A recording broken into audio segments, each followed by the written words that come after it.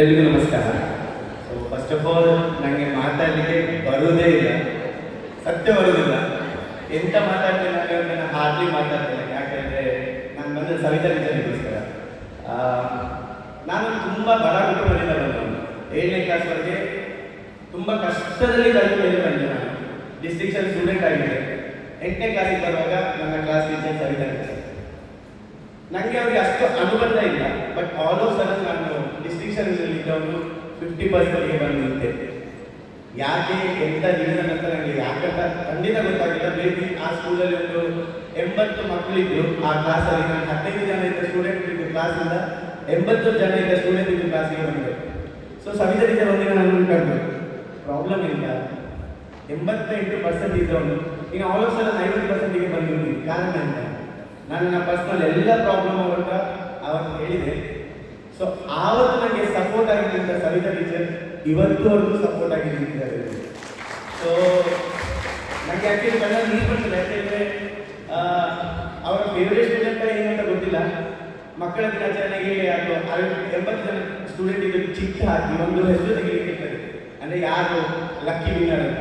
ಆ ವಿನ್ನರ್ಸ್ ನಾನೇ ಆಗಿದ್ದೆ ಆ ವರ್ಷ ಅವರ ಕ್ಲಾಸಲ್ಲಿ. ಸೊ ಇಷ್ಟೆಲ್ಲ ಆಯಿತು. ಇವತ್ತು ನಾನು ಡಾನ್ಸರ್. ಹೌದು, ಈ ಡಾನ್ಸರ್ ಆಗಲಿಕ್ಕೆ ಸಹ ಮೇನ್ ಮುಖ್ಯ ಕಾರಣ ಸವಿತಾ ಟೀಚರ್. ಯಾಕೆ ಹೇಳಿದರೆ ಸ್ಕೂಲಲ್ಲಿ ಯಾವುದಕ್ಕೂ ನನಗೆ ಚಾನ್ಸೇ ಸಿಗ್ತಾ ಇರಲಿಲ್ಲ. ಯಾಕೆಂದರೆ ನಾನೊಂಥರ ಡೌನ್ ಆಗಿ ಹೋಗಿದ್ದೆ, ಕಂಪ್ಲೀಟ್ಲಿ ಡೌನ್ ಆಗಿ ಹೋಗಿದ್ದೆ.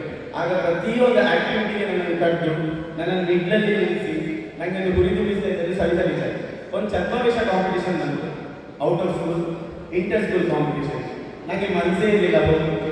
ಆ ಕಾಂಪಿಟೇಷನ್ಗೆ ಸಹ ಕಳಿಸಿ ನನ್ನನ್ನು ಸವಿತಾ ಟೀಚರ್. ಆ ಕಾಂಪಿಟೇಷನಲ್ಲಿ ಹೋಗಿ ನಾನು ಪಕ್ಕದಲ್ಲಿ ಏನೋ ಸೌಂಡ್ ಕೇಳ್ತಾ ಇದ್ದೆ. ನನಗೆ ಸೌಂಡ್ ಕೇಳ್ತಾ ಇರುವಾಗ ಹೀಗೆ ಎಂಟಿ ನೋಡುವಾಗ ಡಾನ್ಸ್ ಕ್ಲಾಸ್ ಇತ್ತು. ಆ ಡ್ಯಾನ್ಸ್ ಕ್ಲಾಸಿಗೆ ನಾನು ಒಂದು ಫ್ರೆಂಡ್ ಇದ್ರು ಅಲ್ಲಿ ಜಾಯಿನ್ ಆಗಿದ್ದು. ಅಲ್ಲಿಂದ ನನ್ನ ಡಾನ್ಸರ್ ಪಯಣ ಸ್ಟಾರ್ಟ್ ಆಯಿತು. ಆ ಕಾಂಪಿಟೇಷನ್ಗೆ ನಾನು ಒಂದು ವೇಳೆ ಹೋಗದಿದ್ದರೆ ನಾನಿವತ್ತು ಇಷ್ಟು ದೊಡ್ಡ ಕೊರಿಯೋಗ್ರಾಫರ್ ಆಗಲಿಕ್ಕೆ ಸಾಧ್ಯವೇ ಇರಲಿಲ್ಲ.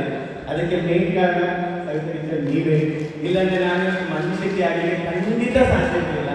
Thank you so much. ಯಾಕೆಂದರೆ ನನ್ನ ಲೈಫ್ ಎಂತ ಇದ್ದು ಅದರೊಂದು ಮೇನ್ ಕಾರಣ ನೀವೇ. ಇವತ್ತು ನನಗೆ ಏಜ್ ಆಗಿರ್ಬೋದು, ಸವಿತಾ ಟೀಚರ್ಗೆ ಇನ್ನೂ ಏಜ್ ಆಗಿರಲಿಲ್ಲ. ಅವ್ರು ಹೀಗೆ ಸ್ವಲ್ಪ ಡಾನ್ಸ್ ಮಾಸ್ಟರ್ ಆಗಿ ಡಾನ್ಸ್ ಮಾಡ್ಬೋದು. ಸೊ ಟೀಚರ್ಸ್ ತುಂಬ ಬರ್ತಾರೆ ನಮ್ಮ ಲೈಫಲ್ಲಿ. ಬಟ್ ನನ್ನ ಲೈಫಲ್ಲಿ ಯಾವುದೋ ಒಂದು ಟೀಚರ್ ನೆನಪಿಲ್ಲದೆ ನೆನಪು ಹೋಗದೆ ಹಾಗೇ ಇರ್ತಾರೆ ಅಂತ ಹೇಳಿದರೆ ಅದು ಸವಿತಾ ಟೀಚರ್. ನನ್ನ ಲಾಸ್ಟ್ ಬ್ರೆತ್ ನಾನು ಅವರು ಮರೆಯುವುದಿಲ್ಲ. Thank you so much. ಇನ್ನು ನೀವು ಯಾವಾಗ ಬಂದರೂ ನಾನು ಬರ್ತೇನೆ. ಖಂಡಿತ ಸ್ವಲ್ಪ ಟೈಮ್ ಆಗ್ತದೆ. ನಾನು ಇನ್ಸ್ಟಿಟ್ಯೂಷನ್ ಸ್ಟಾರ್ಟ್ ಮಾಡಿದೆ.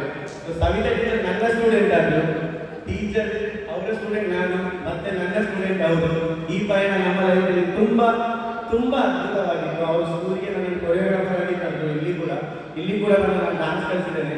So thank you so much. ನನಗೆ ಇಷ್ಟೇ ಮಾತಾಡಲಿಕ್ಕೆ ಬರಬೇಕಾ. ಸಾರಿ, ನನ್ನಿಂದ ಏನಾದರೂ ನಿಮಗೆ ನೋವಾಗಿದ್ದರೆ ತಪ್ಪಾಗಿದೆ. ನಮ್ಮ ಇಡೀ ಬ್ಯಾಚಿಂದ we are extremely sorry. Thank you so much. ನೀವು ಹೀಗೆ ನೆನಪಿಸ್ತಾ ಇರಿ. Thank you so much.